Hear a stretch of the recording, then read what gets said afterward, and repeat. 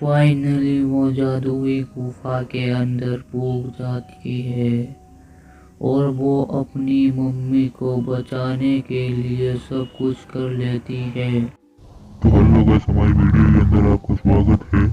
अगर आपने हमारे चैनल को सब्सक्राइब नहीं किया है तो जल्दी से जल्दी प्लीज यार सब्सक्राइब कर लो। फिर बढ़ते हैं अपनी न्यू वीडियो की तरफ। ओके, इस लाल वाले बटन को क्लिक करके बेल आइकन को ऑल पे प्रेस कर देना। ओके बचाने के लिए बेटी, बड़ी उदास लग रही हो। आज तो पूरे राज्य में तुम्हारा जन्मदिन मनाया जा रहा है। पिताजी, अगर उस पुरानी हवेली का क्या राज्य है, मुझे बताओ ज़रा। आप मुझसे ये बात क्यों छुपा रहे हो? मुझको बताओ।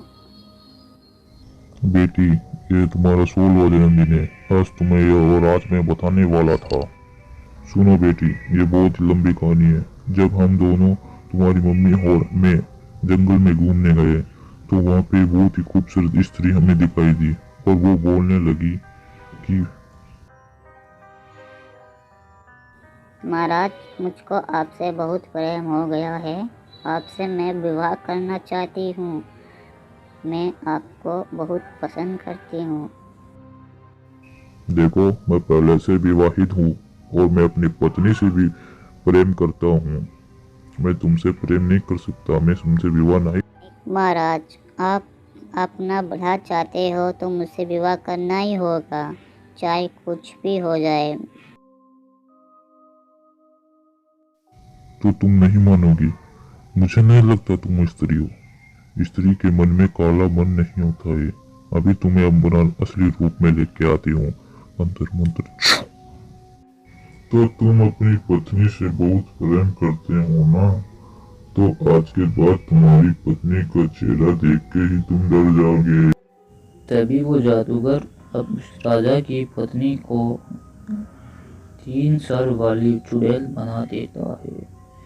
वो ये देखते ही राजा बहुत डर जाता है और उसके लिए एक छोटा सा महल बना देता है उसकी प्रेम की याद में। जादूगर ये कहता है कि जल्द तुम्हारी एक बेटी पैदा होगी। तुम्हारी बेटी है, उसका चेहरा देख के ही उसकी जैसा ही हो जाएगी। इसलिए महाराज, मम्मी के लिए वो पुरानी हवेली आपने इसलिए बनाई है। तो ये बात है, मुझको सब पता चल गया है। तुम्हारी मम्मी के लिए मैंने वो हवेली बनाई थी जिसको पुरानी हवेली के नाम से जाना जाता है। इसलिए उनके लिए जी जानवर भेजे जाते हैं। मुझको बचाने के लिए मेरी मम्मी को उस हवेली के अंदर रख दिया। बेटी, मैं तुम्हारी माता से बहुत प्यार करता हूँ। मैं उनसे दूर नहीं रह सकता, इसलिए उनके लिए एक महल बना दिया। मैं अपनी माँ को बचा के ही रहूँगी। उस जादुई गुफा के अंदर जाके उस किताब से पहुँच के वो सब कुछ काम करके। उसके अगले दिन राजकुमारी गुफा के पास जाने लगती है। उसको कुछ ही ना पता था वो गुफा कहाँ पे है। बस वो चलती जा रही थी, चलती जा रही थी, चलती जा रही थी, पर उसको रास्ता अपने आप ही मिलता जा रहा था। तभी वो नदी के पास पहुंच जाती है। बहुत ही थक गई थी, आराम करती है। तभी अचानक नदी के अंदर से जल परी निकलती है और वो ये देख के हैरान हो जाती है। उसके पास दौड़ती दौड़ती चली जाती है। अभी तो यहाँ पे थी जलपरी रानी, कहाँ पे गई? जलपरी जी, आप यहाँ पे क्या कर रही हो? वो भी इस नदी के अंदर। यहाँ पे क्या हुआ है जी? वो राजकुमारी बेटा, ये जादुई नदी है, ये कोई आम नदी नहीं है।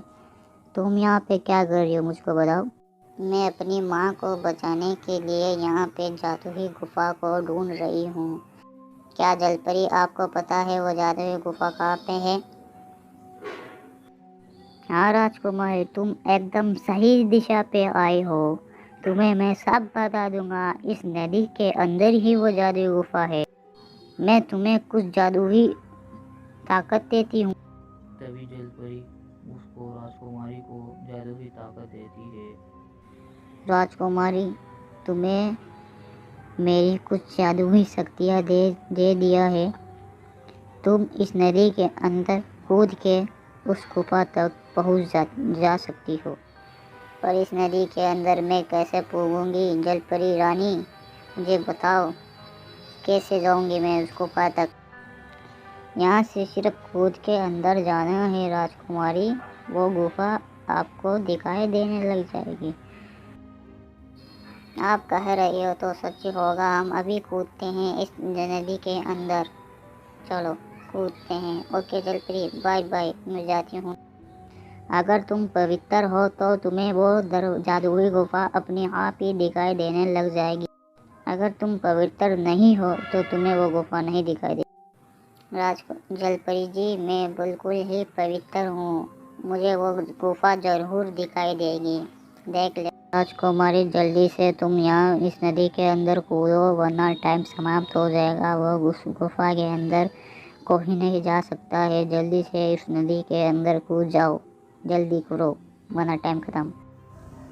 तभी राजकुमारी उस नदी के अंदर कूद जाती है और तैरना प्रारंभ करती है और धीरे धीरे वो आगे बढ़ना लगती है और नीचे की ओर बढ़ने लगती है। तभी राजकुमारी को वो जादुई गुफा दिखाई देने लगती है और उस गुफा के अंदर वो चली जाती है।